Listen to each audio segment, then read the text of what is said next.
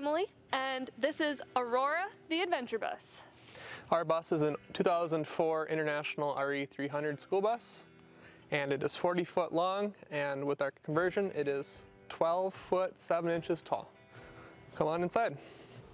So at the front dash, we have Emily's herb plants.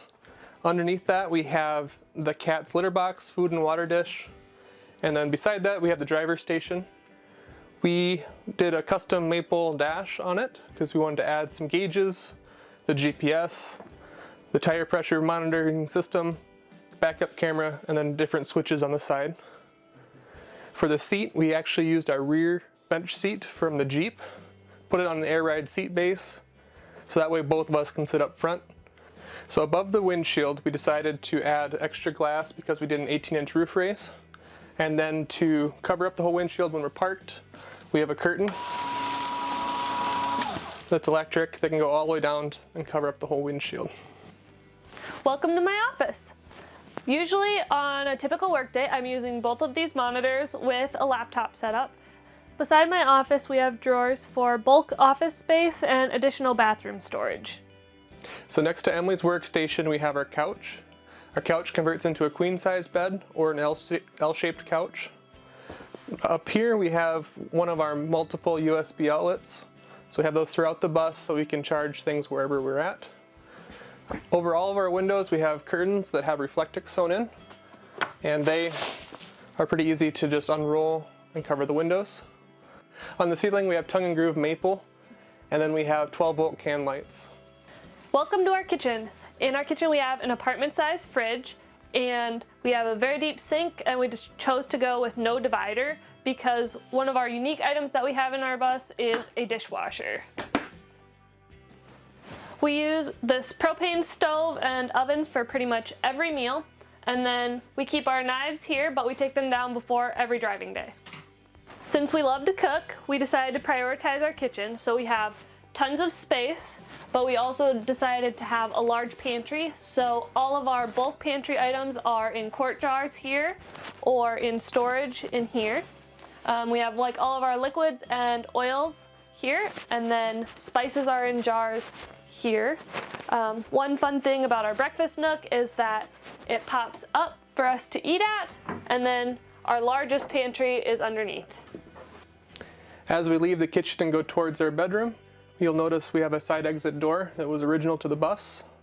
And then we also raised the floor up 1 foot to add storage underneath. As you come up the stairs, the first thing you'll find is our bathroom.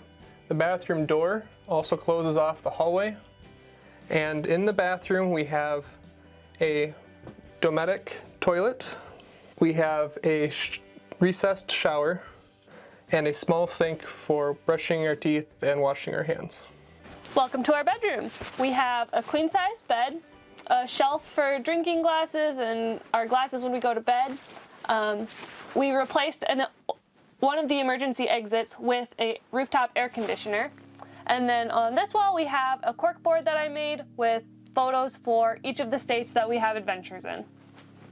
Below our bed, we have storage cubes for our closet. Welcome to my office. Above my desk, I have a storage cabinet for lightweight items. We have a shelf below that has all my die-cast construction models. And then we have a nice big workbench where I can work on things in the bus and any projects. I can throw all my tools back here.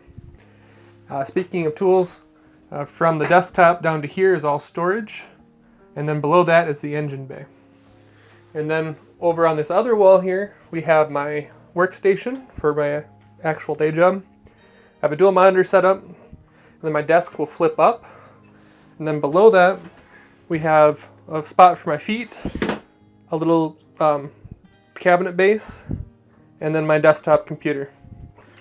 Underneath the floor of my office, I have a access hatch to our engine to work on the front part of the engine. And then we have a deep freeze. This is an apartment-sized deep freeze where we can throw all of our extra food and anything we want to keep long-term. So at our front door, we kept the original bus doors but fused them together to make it swing off of one hinge. We added keyless entry, and then above that we have one of our 3 awnings that we have on the school bus. And then right here you can see our 18-inch roof raise that we did.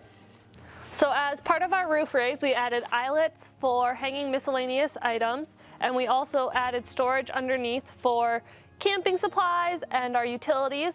And so those are on both sides of the bus. And then on the other side of the bus, we have a 50 amp shore power and room for our generator and extra propane. Here we have our 3-gallon propane hot water heater. And then over here, we have our 100-gallon diesel tank. So as we head towards the back of the bus, we have our 200-gallon fresh water tank. Back here we added another row of windows because we took out 2 on the other side of the bus. And then on the roof we have 2,400 watts of solar that feed our 640 amp hour battery bank. We bought the bus in December of 2020.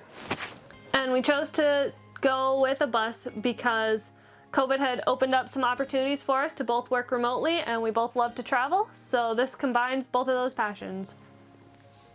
We're planning to live in the bus for at least another 1.5 to 2 years. And along the way, we're hoping to go see Alaska, Canada, and Schoolypalooza next year. Thanks so much for watching. If you'd like to follow along with us, we're on Instagram with aurora.theadventurebus or on YouTube at The Hard Way.